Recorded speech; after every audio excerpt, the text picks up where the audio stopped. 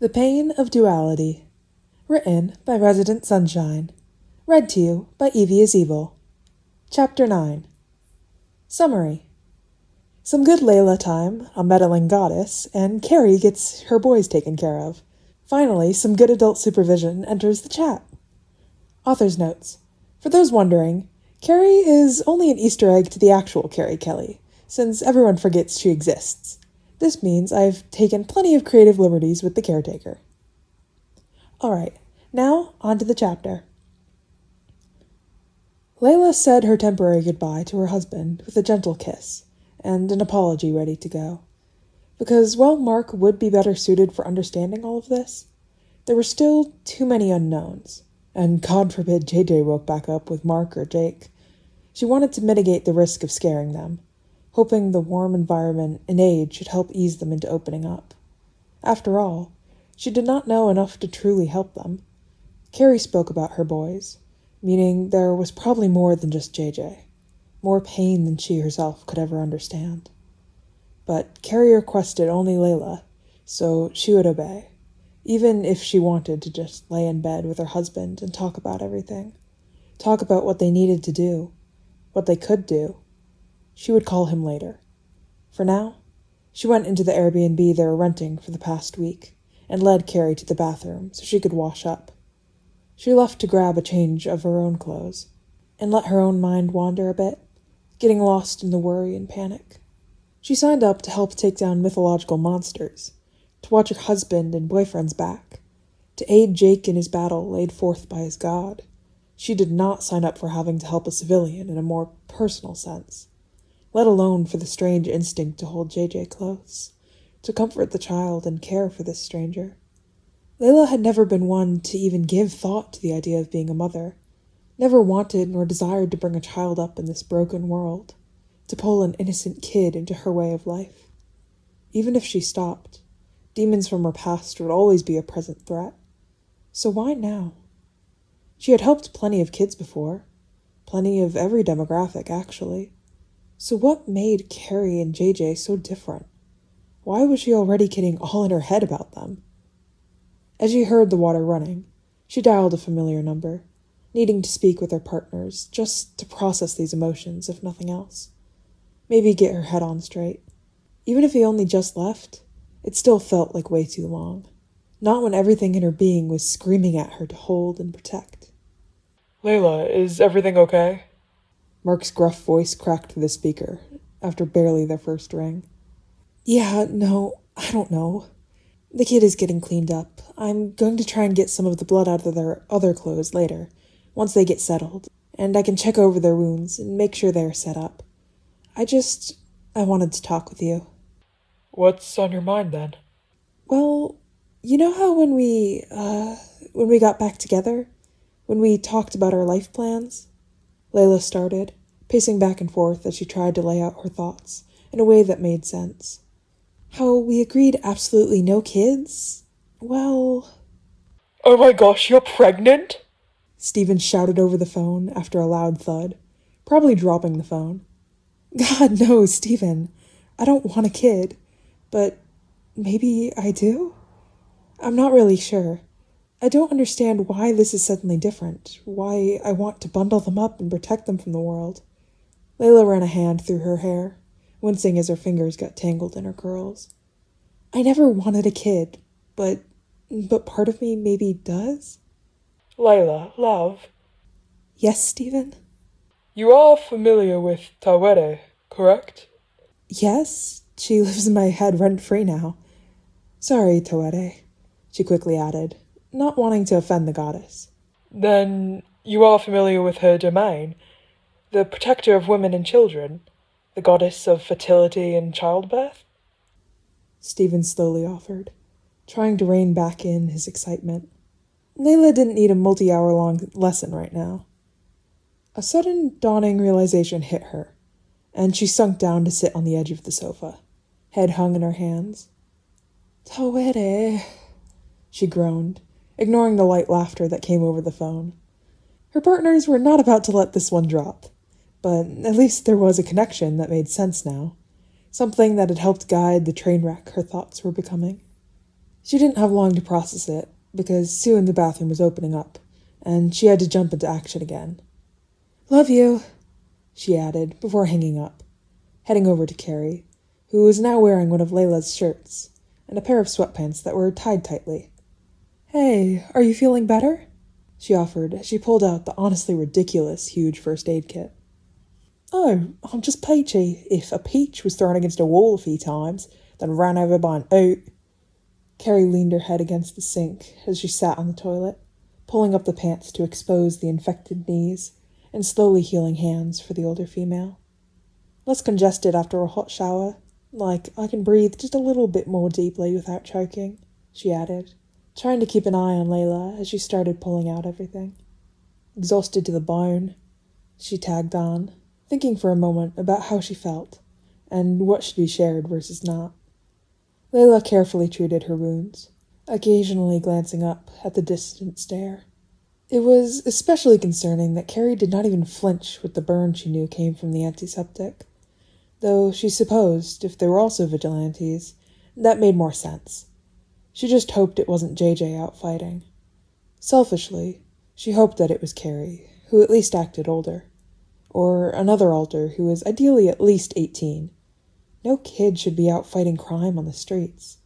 She knew it happened, but wished it wouldn't. Wished the kids could just grow up. "So, how old are you?" Layla slowly broke the silence, curiosity pushing her to ask, though the likelihood of a response was getting slimmer with each passing moment. 26, doll," Carrie mumbled, trying to focus back on Layla with a harsh swallow. "Sorry, I'm terrible company right about now."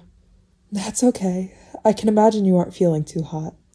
These look pretty infected, and I imagine you had an exhausting day," Layla offered as she wrapped the next layer around Carrie's knees. The faint accent enough to tell her it was at least still Carrie. She would have to try to keep some notes going, a way to figure out her different kids. Wait, hold up. Not her kids. Tawere be damned. She shook her head, dismissing the thoughts as she moved to her hands. They, at least, weren't too bad off. Scraped to all hell and slightly red. On their way to a rough infection, surely. But with some intervention, they should be fine. "All right, all patched up. Let's get some food in you so you can take some meds before heading off." Layla got up and offered a hand, which Carrie took. But when the other woman swayed on her feet, Layla just opted to hook her arm over her shoulders and help carry her. Carrie was light. Too light. She could probably carry her fully. But she also did not want to make her feel infantilized, especially since she was not exactly sure how old the body itself was. She would guess somewhere in the range of 20, give or take a year or two on either side. Regardless, for now she would help, unless Carrie asked for more. A fine line to build trust. She sat Carrie down at the table and got to work, heating up some soup for her to get down, as well as some water for tea. She wished they had more to offer right now, but being in a rented space and on a mission meant they only had basics. Nothing complicated. Thankfully, Stephen insisted his tea was a necessity, as well as the honey for it. Though she stirred in an amount that her boyfriend would probably gag over. Once everything was done, she sat down with Carrie and offered up the bowl and mug, keeping a bowl for herself, though she wasn't sure how much she would be able to get down, not with the worry that flooded her system over Carrie and JJ. "Here, let me help," Layla offered once she noticed how much Carrie's hands were shaking, reaching forward to help her get a few good spoonfuls in her. Carrie couldn't help the small smile that formed on her face, watching Layla fret over them in a way she herself was quite familiar with doing in their headspace. She took the bites offered, letting the warmth ease her body before speaking again. "Feeling clucky over there?"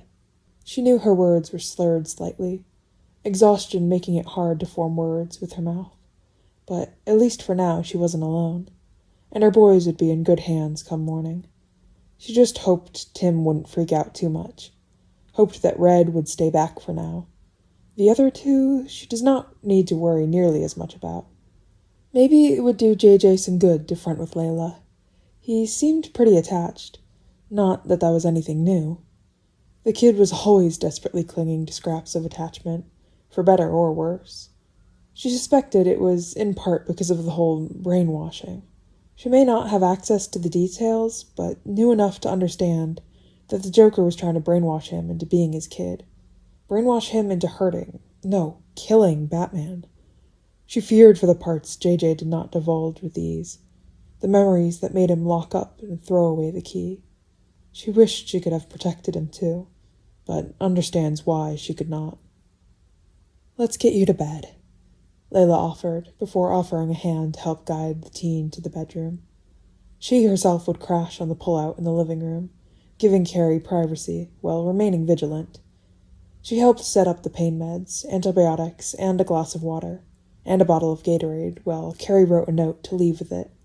Handwriting smooth and loopy, even with how out of it the medicine and fever were making her feel. Layla tucked her in, before leaving to go try and sleep herself.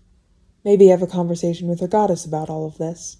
But for now, the night was calm, and for once, Carrie could sleep easy. Humidifier going and propped up to help with the congested lungs. In the morning, Layla woke up with the early rays of sun shining directly into her eyes. With a groan, she got up. After all, she had some things to take care of. After cleaning up the couch so it was back to a sofa than a pullout, she popped on some music from her childhood and got to work. She meticulously wiped every surface. A clean environment would be better for the other while recuperating.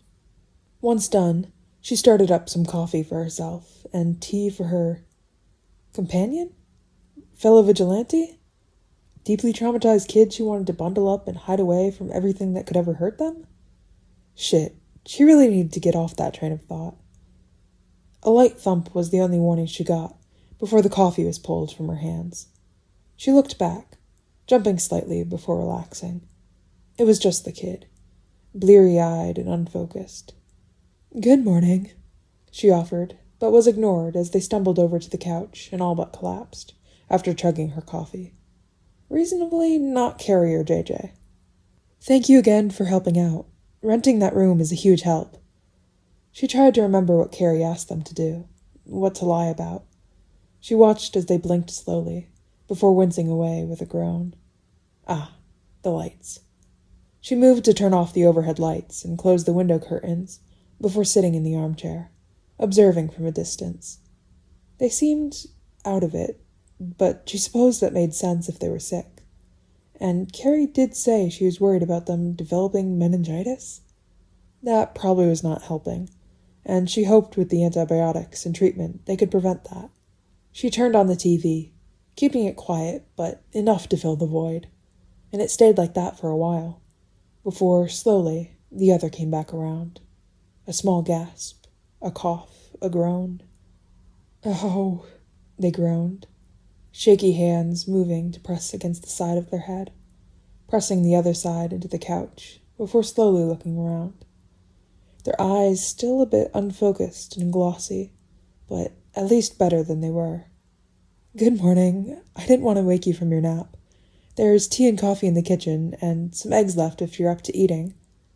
Layla started, practicing caution as she watched how closed off they were. Tense jaw, hiked up shoulders. "Who are you?" Their voice was harsh in the quiet room. "Layla El Fowley. Sorry, your fever must be messing with you. Let's start over. My name is Layla, and you're renting my spare room to help me make rent. You know how the economy is nowadays." Layla offered, hoping they bought it, hoping her lies weren't caught. It was nerve-wracking, but not nearly the worst she has done. "Right, start over," they mumbled, scrunched their face up, and then held out their hand. "Nice to meet you, Layla. My name is Tim. Thank you for opening your house to me." Tim let his head fall back to the side on the couch, already struggling to keep up. Sorry, I don't really remember our arrangement," Tim offered, forcing back open his eyes as he tried to remember anything, really. "Oh, well, that's okay. If you would like to get out of the arrangement, we can renegotiate, but I think it's best to wait until you're feeling a bit better. Plus, I could use the company until my partner is done with their business." A pause, before Tim melted in defeat. Or maybe it was just exhaustion. Fine, he grumbled, but soon words were replaced by soft snores, and Layla could rest easy again. Layla was able to add to her list over the next 3 days. Small observations, like how Tim was the one fronting the most, but was also garbage at taking care of himself.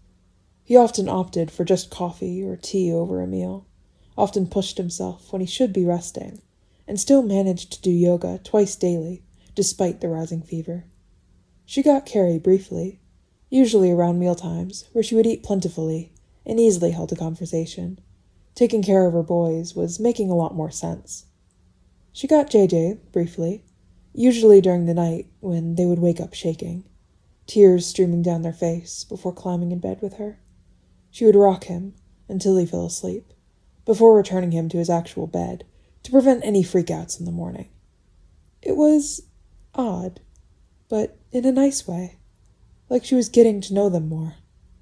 3 days of only talking to her partners over the phone, 3 days of sitting out on the mission, 3 days until the pattern changed. Tim felt fuzzy all morning, his body carrying him through the motions, while his mind wandered far away. He hardly registered the burn of the mint toothpaste, or the pain as he accidentally rammed his hip into the counter. "Good morning, Tim," a vaguely feminine voice drifted into his brain. He blinked and slowly forced his slow eyes over to the person addressing him. He was Tim, wasn't he? "Here, let's get you your coffee." Coffee. He liked the bitter, bold flavor, but why did he need it? For once, he didn't have a mission. He didn't have a job, right? Oh, maybe it was a school day. His senior year. But he dropped out of Gotham Prep long ago, didn't he? A warm mug was pressed into his hands, and on muscle memory, he brought it to his lips, closing his eyes as he took in the unfamiliar flavor. Not his coffee. He wasn't home, though, so that made sense. What was he doing again? "How are you feeling?" Tim wasn't sure if the noise came from him, or if it drifted in from another. What was he doing again? Oh, right, coffee. The mug was still in his hands. Were they his hands? It didn't feel like it. "Right, do you think we could get some food into you, Tiflin?" Tim maybe made another noise. He wasn't quite sure. The lady he was with seemed to hear something, though, that spurred her to go into the kitchen. Wait, how did he know there was a kitchen beyond that wall? Where was he again? This wasn't anywhere overly familiar. He should be feeling more something? But all he could muster was a numb cloud that prickled through his body. He drifted, or maybe he walked, to the couch, allowing his aching joints and throbbing head to take a moment of rest.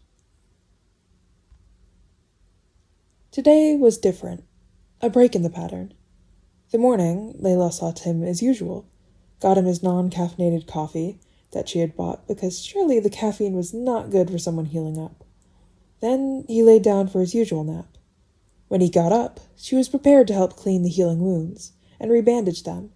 But instead, it wasn't Tim who got up. Someone else was fronting. Someone she did not know or recognize. A stranger. It was as off-putting as the way they just stared at her. Lips drawn shut. Shock still, like they were playing a game of statue. "Tiflin?" Layla asked, crouching down in front of them. Their eyes were clear, tracking her movement. Probably not dissociated. So what was going on? "How are you feeling?" She tried again. They looked around briefly, before looking back at her hands. Less intimate that way, but no other response. She watched them start to pick at a thread on the shirt she lent them, before quickly smoothing their hands across their lap and resuming the silence. Practiced, calm, too quiet, too still. "Do you mind if I take a look at your hands and knees?" Layla tried next. not for the first time wishing her partners were there. Maybe she could ease them in? All this was so complicated. Whoever it was hesitated, tucking their limbs back before offering them. Practiced obedience, even if they did not want to. It made something uncomfortable twist up in Layla. I'm just going to clean them and change these bandages. Do you mind if my partner comes around later? She watched as they opened their mouth, quickly snapped it shut again, and shook their head. Thank you, she offered as she gently took their hands and started the process. As she worked, she noticed they kept staring at her hands, more accurately, her gently painted nails. It gave her an idea. Do you like my nails? She cautiously asked, and after a beat, the slow, tentative nod encouraged her to go on. Would you like me to paint your nails? I don't have a lot of options on me, but I would love the honor. Cautious praise. Given the rising want to help and protect, she was going to assume this was another, younger alter, but oh so very different from JJ. This time, she got a much quicker nod and even a forming smile, before they quickly went back into a neutral expression. Okay, I'll go get my stuff. You stay right here. On her way to grab her makeup bag, she sent a text to the group chat she made with her partners and Jake, asking them to come over because she was in over her head. Because she was constantly walking on eggshells and being a single parent was exhausting. Wait, no, not a parent, just a good Samaritan, helping someone from succumbing to what shouldn't be that bad of an infection. Jake was the one who responded, saying that Stephen would be over shortly. She allowed herself a moment to relax, before heading back down. She almost hoped that they would have moved, but instead, they sat there, stock still, minus the minute shaking. Full body trembles over the hands that it was before. She moved in slow, calculated movements, until she was in front of them, slowly taking their hands in hers and giving a squeeze. Did you change your mind? We don't have to. No! They instantly froze up again, staring at her like a deer in headlights. Fear, she realized. They were afraid. Timmy didn't know what happened, but he was here now, sitting perfectly still like Father's favorite game. His body hurt, pain radiating from every movement, so for once the game was beneficial. Except he was alone. He was never alone. He was always surrounded by tall grown-ups who talked down to him but never expected him to respond, lest he be disrespectful. So, the statue game.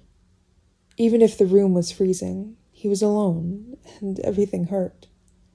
Looking around was out of the question. It was rude to pry, but maybe whoever was graciously hosting them had something he could do? Maybe they had kids he could quietly play with? It was a rare occurrence, but not unheard of. Then someone came in. He expected them to talk around him like normal, their words a meaningless backwash that he was not meant to listen to or understand. But it was hard when they were the only ones there, and she was crouching in front of them. He accidentally made eye contact. That was rude. He wouldn't want the adults thinking he was on a level playing field, so he quickly looked away. An action that usually meant he would get a gentle shoulder squeeze of approval from his mother, or a tight smile from his father while they explained how their little Timmy was just shy. But they weren't around right now. Where were they? Why was he alone with this stranger? Why did everything hurt? What was he supposed to do? What was expected of him right now? He wanted to cry, to find his parents, to hide behind their legs and away from prying eyes. But he couldn't. They abandoned him here, didn't they? Just like when he made a scene at the supermarket, without knowing, and Mother got angry and left him there. Or maybe he just got lost. Did he wander away? Sometimes he got distracted by the other kids, or pretty colors. He couldn't, though. Statues did not get distracted. They listened and obeyed. Maybe this was his new nanny? Sometimes Mother and Father would leave him with his nanny, but he didn't recognize this one. Listen and obey. Such a well-behaved little thing. They offered up their hands when asked, trying to hold back the shivers. But it was so cold in here. Maybe if he was good, he could get his fluffy blanket tonight, and they would let him curl up in the closet. He always felt safe there, nice and tight, hidden away with a door to muffle any yelling. They nodded silently, to anything that sounded like a question. Usually, adults liked when they were obedient like that, always happy and saying yes. Well, not saying, because making noise was bad and would embarrass Mother and Father. He didn't quite understand what that word meant, but it sounded bad. And bad kids had to play the statue game, even when at home, even while their parents were packing around them, even when they were being left behind. He hated the statue game. It made his tummy hurt. Oh, the new nanny had really pretty nails. They were deep red with shiny gold. Mother wore lots of gold. He even recognized the little symbol on them from something that sat in their living room. He wanted to ask about it, to learn about what it meant, but statues couldn't ask questions, so instead, it had to buzz around in his head, threatening to burst between his lips if he wasn't biting them closed. "Do you like my nails?" the nanny asked, and he nodded quickly, because they were so pretty, and he wanted to be pretty, but he wasn't allowed to be pretty. He remembered one night when he got into Mother's makeup and got yelled at so much it made his brain hurt, and the world get all fuzzy until it stopped, and he was in his room again, suddenly, like magic. Oh, he wondered if his new nanny knew magic. He already hurt a lot like that night, so maybe he would tell a photo again? The nanny said a whole lot of other words, and he knew he wasn't supposed to listen to the adults' conversations, but it sounded like it was directed at him, asking if she could do something, so he nodded again, excited that he could finally move, even if moving made the world spin like he was in the car and hurt him. It meant maybe he could do something. He quickly tampered the excitement. He was being too big, too loud. He was supposed to be small and quiet, like a little mouse. Oh, maybe he could be a little mouse instead of a statue. But he must have done something bad, because she was leaving again instead of taking care of his ouchies. Was he too loud? Too big? Show too much emotion? He knew better. He could do better. He could be the bestest statue, even if his whole body was shaking now. He tried to stay still, tried to hold back the shaking, tried to push past the tightness wrapping around his lungs like a big, ugly snake. But he was alone now, and Mother and Father would have to come back soon. Then they will be upset that he ruined everything again. He squeezed his eyes closed really tight to try and keep all his tears inside. His parents hated it when he cried, even if he seemed to cry a lot before he was awake. He was going to try really, really hard, and maybe the nice nanny would come back. He could be the bestest silent little statue, and she could have her big friends over, and they wouldn't even notice he was there, even when they only had the yucky water that made his tummy hurt and hurt him. He knew better now. He could last the night without water, even if his mouthwash was really, really dry. And it must have worked, because she came back. The nice nanny was slowly walking over, like she was scared he would move. But he was really good at the game now. He had lots of practice. She was talking to him like he was an adult and not a statue again. It made his tummy feel all fluttery, and her hands were so warm in his. But then she was threatening to take them away, and he couldn't help the bubble that burst from his mouth before panic hit him, because he wasn't supposed to make noise. Statues didn't talk, and shadows stayed near their parents without making so much as a loud breath. And what if she was mean now? What if she did leave? What if she decided to leave and no one came back, and he was just all alone? He couldn't make pancakes alone. But the nice nanny didn't leave. Instead, she gave his hands a gentle squeeze and sat down on the floor, below him, like she was meant to stay for a long time. "Hey, Tiflon, can you look at me?" He must have misunderstood. He did that a lot, because he wasn't supposed to understand what adults said, but she was forcing her eyes to meet his.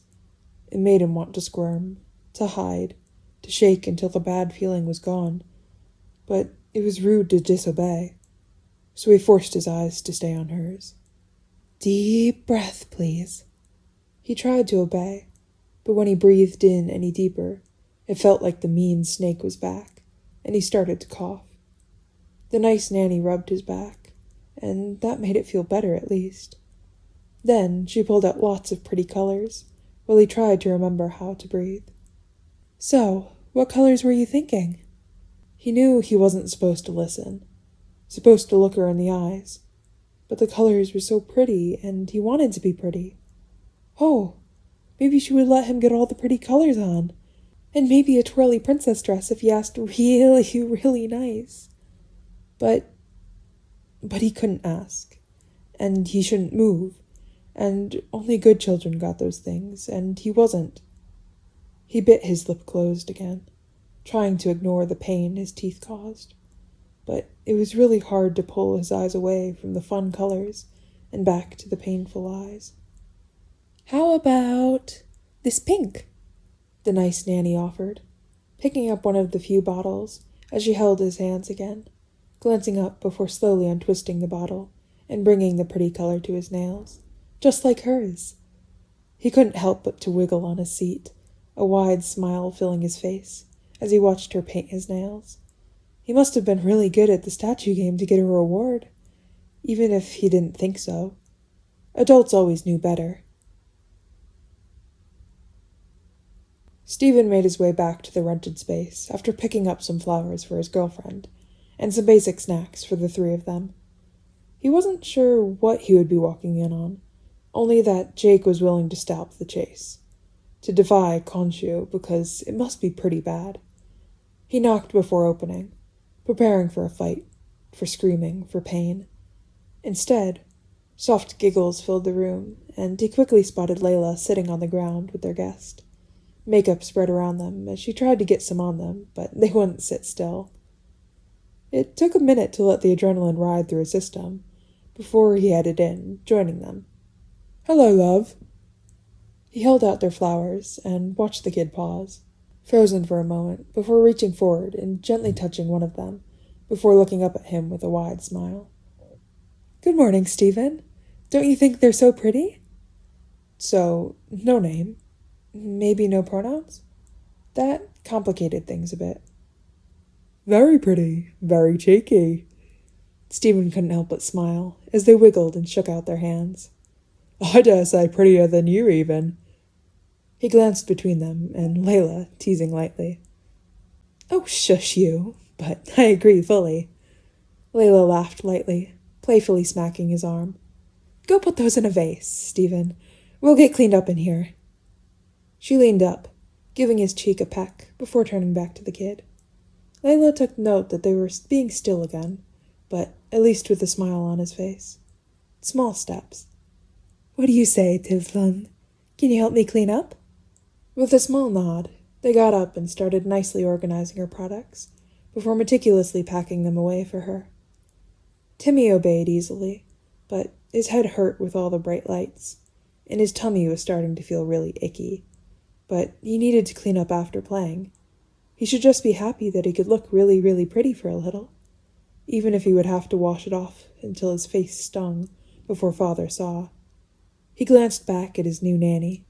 She didn't look annoyed, so he took his time at least, pushing his luck to try and let it last longer. He organized them out by the prettiest colors before hiding them away. Maybe if he was really good again, he could see them again. While the kid cleaned, Layla moved up to go speak with Stephen. They had a lot to figure out still, especially as the week was coming to an end and they had lives to get back to. Lives that shouldn't include kidnapping, right? It was insane, but she couldn't leave them alone. Not when they were struggling so much. Not when she and her partners had a better understanding than most others. "Stephen." Layla offered, giving him a small kiss before squeezing his hands. Would it be insane if we took them with us? Layla, love, I know you're getting attached. They need some proper support. Do you think we can offer that? A stable environment? Years of therapy? Well, no, but we should help in any way we can. Is it so bad to want to offer that? A real pickle, isn't it? Stephen gave her hands a squeeze back. How about we all get some lunch and take it from there? They both looked up as the teen entered the doorway, knocking softly.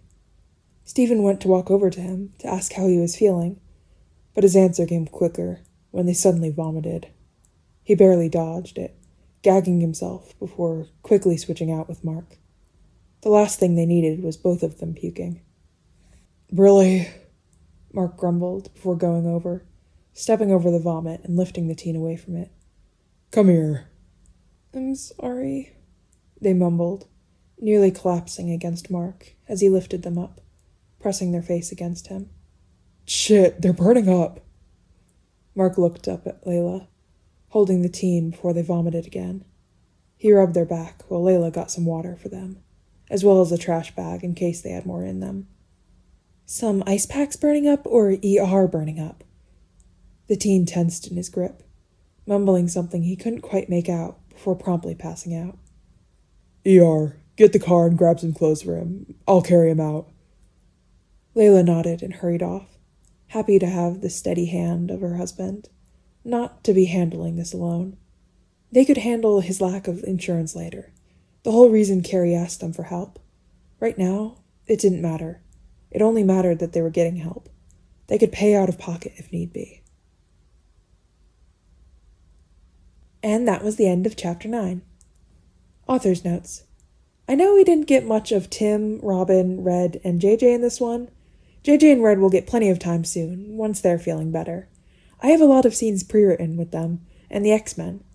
I'm working slowly on the Moon Knight system, helping them come to terms with and understanding their DID. Layla just demanded some mom time this chapter. Also, Timmy fronted because all the others were tired and drained from being sick. We won't see him much, but he does give some unique insights into Tim's past. As always, thank you for the support. And reader's notes for me. I finally said Layla's name right this time. Last chapter, sorry about the loud airplane noises. I probably should have done that, but I was impatient and I didn't want to wait till I was off the plane to record that because I wanted to just have the video done. But yeah, editing it last chapter was pissing me off because I listened to it. The first thing I said was, okay, we are establishing this as Layla. And I said it right in Steven's voice, and then it proceeded to switch back and forth constantly. Because then I went to start saying Lila, and I'm like, editing me was like, why are you saying Lila? And then I would switch it up and randomly just throw Layla in there. I'm like, what are you doing? What are you doing? But yeah, I didn't have time to re-record that. So you got that mess. This chapter, I think I said it all right. I think that's it. I mean, I was excited to see a bit of Timmy this chapter. That's nice. Have you guys met him yet? I don't remember. I've read this fic before, so I don't remember if y'all met Timmy. I couldn't tell you. But we love Timmy. He's great. They're great. Yeah. And I think that's it. Anyways, thanks for listening. Bye!